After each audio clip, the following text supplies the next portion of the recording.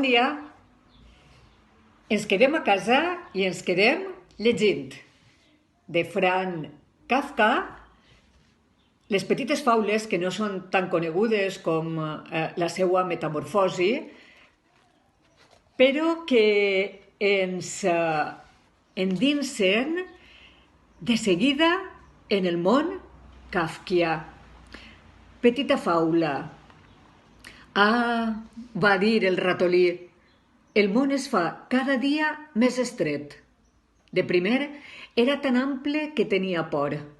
Vaig córrer i vaig alegrar-me quan per fi vaig veure murs a banda i banda.